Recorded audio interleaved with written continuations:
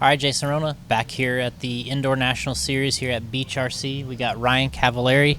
We're going to say four-time world champion because it seems like that's what everybody likes to say when they talk to you. It's a good ring. Does that bother you at all when anybody else puts four-time world champion? Not at all. Sometimes people forget, so it's okay. good to remind me.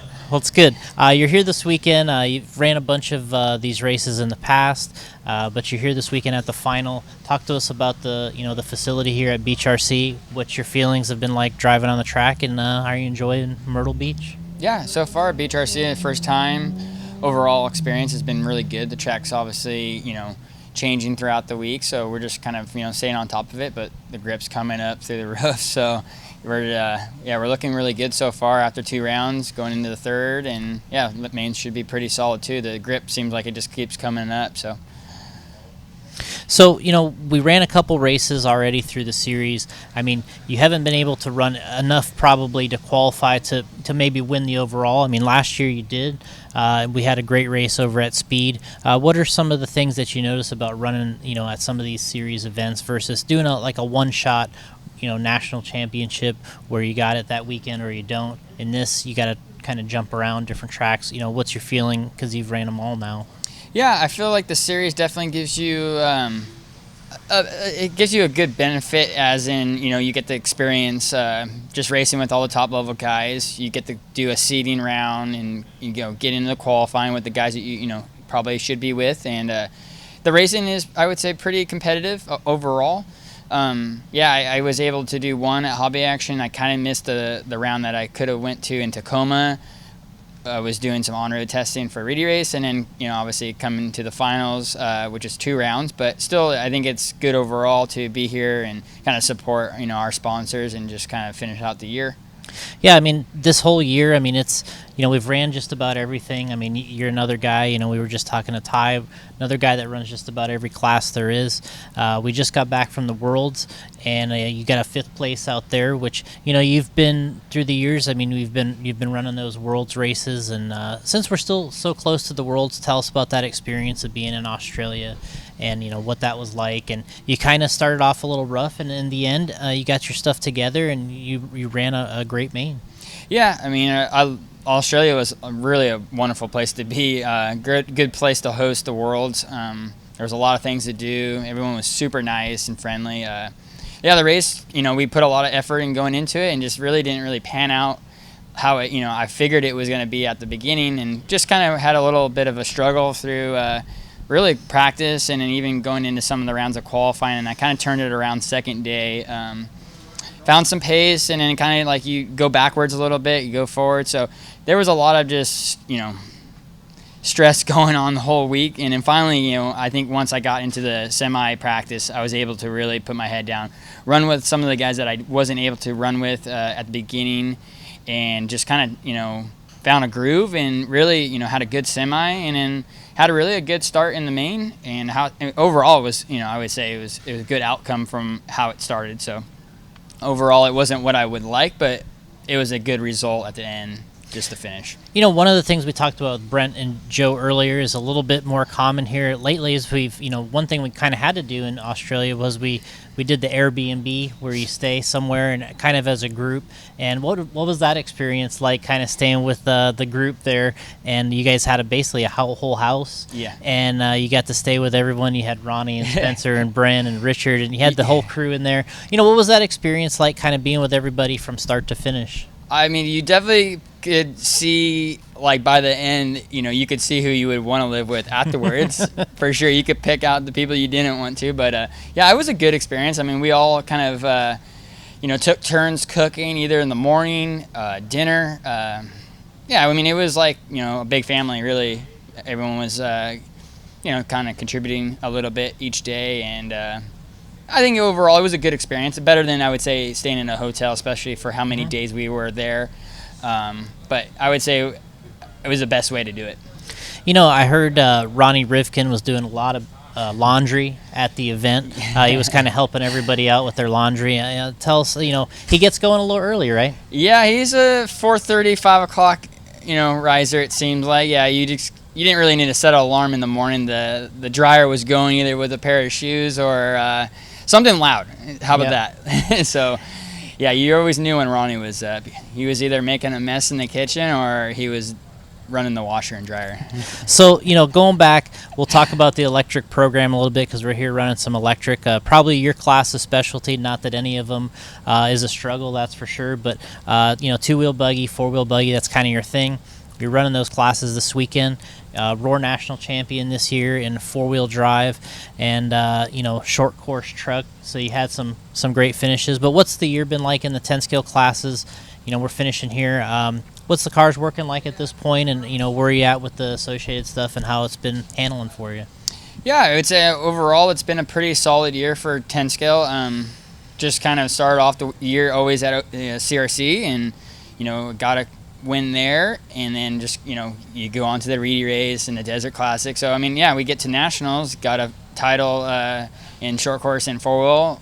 Tua was really close as well, battling with Spencer, and I feel like we've gotten the car pretty dialed in since we went to the point one, and I just got done with the Top Gun shootout at SDRC and had a good result there. And obviously coming here, we were kind of behind a little bit in practice, and just kind of keep plugging away and you work and kind of dial the tires in, and now we're looking good. We're battling for TQs overall, and hopefully going to start in the top 3 in the mains tomorrow. When I watch a lot of these races, if I can't be there, I watch on Live RC or something like that. One thing I noticed you being at the Top Gun was it felt like on the main day, like you were kind of sitting there for quite a while before the mains actually happened, and it feels like you're kind of on ice. It's like haven't been on the track for a while. The track's getting different. It progresses, it gets faster. And you don't really get the chance to kind of grow with the track at some of these events. Sometimes the qualifiers, you get a little rhythm. You start feeling like, you're out there every, 10, 12 races. It comes the main. Sometimes you're just sitting there, the whole day, and you're getting your stuff ready. And then all of a sudden you got to run, and it's a one main thing. And what's it like kind of watching that happen and kind of making those little last second calls of what you're going to do, what you're not going to do, and then eventually run the main? Yeah, I mean, the day, it starts off nice because you get to sleep in, so that's a positive side. You have your Starbucks, you get to relax, you call all your buddies up, see what's going on, and then, headed to the track.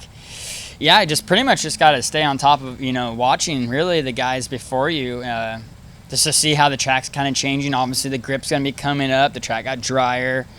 The one good thing, though, with that facility is super consistent, so even from the last round of qualifying to the main, it was very, very similar. So that's a good thing. But yeah, just kind of stay on top of it, to see what everyone else is kind of doing. And I did have to change up my sauce a little bit for the mains. So just kind of picked the sauce that was going to probably be a little bit more grippy since it was a longer main, and obviously the track gets a little bit dustier through. So overall, I would say, my cars were pretty consistent. Maybe wasn't the fastest at that, point, but I just was the most consistent and got the job done. I mean, you've traveled around so much over the years. We talked earlier, you've been doing the Associated now 13 years, but I mean, you were racing before that, visiting all these places, and you've been in the hobby shops, you've been in the tracks. Yeah. What's something that you see that's kind of a consistent factor, that you think that's like a successful shop or a successful track? What's something that you see that, because you pick up on all this stuff, you go to OCRC, you've been to all these places. What do you see that, man, this is something that is the same at every successful place I go, and this is kind of how you have to do it? I mean, what do you... Yeah, I would say, West Coast was kind of like, the track that kind of came in and really set a standard. I feel like OCRC picked up. They got their, place just, all dialed in, and I feel like it just kind of comes along. Hobby Action is the same track that is a beautiful facility. Hobby shop's well stocked. The conditions are really good. The tracks, are always different from when you show up. But this track, Beach RC, I would say it's a top-notch facility. Got a good roof over it, and it looks like the hobby shop's stocked, and the track's good, and the announcing's well. So yeah, I think everything kind of plays a part into having a really top-notch facility. But I feel like we've been to so many different tracks. Obviously when we come to these events, they try to do their best and try to give us a good impression. And obviously we'll probably be back next year racing the same finals here. So one thing I wanted to touch on, we're kind of all over the place, but You ran some touring car this year. You won another Roar National title. You've won a couple now. At first, the first one I think you won was at the Tamiya track, and I was like, well, he's been there before. He's going pretty good at this track. And then you go to another one, and you're like, all right, well, he won over there too. And so you're doing pretty good in that class. You're not really known for it, but when you're called upon, you get it done in touring car. But talk to us about how the touring car stuff goes. I mean, you don't see it very often, but I mean, you're obviously one of the top guys there in the U.S. But what's it like handling the touring car? Yeah, I mean, I've kind of always dabbled in on-road. Obviously, back in the day, SoCal Raceway had on-road and off-road. So, I mean, I've had a lot of experience over the years. Ran a little bit of carpet when I ran for Trinity, ran 12 scale. So, I mean, I've had a wide selection of all racing. So, obviously, going, on-roads, I would say my biggest help is Randy. I would say, he's really able to dial in the car, because I would say it's 90% car. Yeah. And I mean, it's really just, you got to stay on top of the whole program. It seems like off-road you can kind of get away with, maybe having some things here and there off, but yeah, on-road just is really, really meticulous on how everything is. So it's definitely helped me overall, even in going into off-road. But yeah, I mean, we've had a really good time really in on-road. I've had a couple top 10 finishes in the Reedy race, racing all the guys obviously that are constantly racing on-road. So I feel like it could be something bigger if I could race a little bit more, but honestly in the US it just isn't as big as it is in Europe, so it's a little bit more challenging. The tracks are just a little bit more challenging to get to. So I mean, it's just a little bit more challenging overall just to prep a track, even just to get it to where it's a race condition. But yeah, I mean, a touring car is definitely a fun experience. It's I think it improves any sort of driving. It makes you I would say, honestly, it makes you a little bit more calm when I do come to these races, especially now for how much grip there is at the track. So, yeah, I feel like it kind of benefits you a little bit. And I think it's really, really fun seeing how fast they are nowadays. I mean, we're hitting 60 on the back straightaway. And, I mean, the cars are almost taking liftoff. So, yeah. So, the other thing I was thinking of, I wanted to talk to you about it all year, never had the exact opportunity, but one of our sponsors on the series here is Servos Servos. Mm-hmm. You're familiar with the brand. One of your sponsors, you have a signature servo, with Servos. What's it like, kind of having a servo, with your name on it? I mean, a lot of people don't think these things are any different. They're like, well, what's servo? Whatever. I'll buy a $30 servo, and then there's some that are $150. But talk to us about the servos, the precision that it takes, and what it really means to have something like that in your car and that you can count on. Yeah, I mean, it was I called Bill Jarek and started work with him once kind of the electronics kind of went away, and I figured why not call Servos, since I feel like their servos were really, really good quality. They were good price. They're always in the hobby shop, and they gave me a great deal to really work with. And pretty much right away they wanted to obviously make a servo with my name on it. So pretty much just said, hey, I want it as murdered out as I can get it, black wire, shortened, just how you would want it in your car. And overall, like, I've had a really good experience so far. I've had 0 failures, just nothing but the best so far. Even in on-road, it's very, very important to have a servo that is, strong and fast. And yeah, the quality is hands down one of the best. Yeah, and I mean, and that's one of the things that I think about, kind of looking back. I'm like, man, he's running these servos, he's running 8 scale, you're running 10 scale, you're running touring car. You really, your issues are few and far between, and like you said, you're actually at a 0 failure rate on servos, which in 8 scale is pretty rare. I mean, talk to us about running an 8 scale buggy with the servos, pounding those things constantly at like a Psycho Nitro where you're got backflip jumps out there, and I mean, and these things they go the distance, right? Yeah, I mean, it's pretty intense, like what they've been through, and you could race 2, 3, 4 races, and it's like, when should I put a new one in? Yeah. I mean, it's crazy. Before, I was definitely changing them a lot more often and staying on top of it. But I mean, we even with going into the Worlds, I mean, we had hours and hours on top of practice, and I have not yet seen one go bad. And I'm like, when is the breaking point kind of feeling? So, obviously for the major events, we always bolt in new equipment. So yeah, we just pretty much keep burning away with what we have, and overall, yeah, hands down one of the best servos I've used. All right, well, that's Ryan Cavalieri, 4-time world champion. He's the endorser here for the Servos servos. But not only that, he's here this weekend at Beach RC doing a great job here. He picked up a round TQ in the 4-wheel drive class. He's right there in the 2-wheel class. And he's one of the guys that has a shot at TQ in this whole thing. And it's a big event here this weekend with the competition. Thanks, Ryan, for joining us.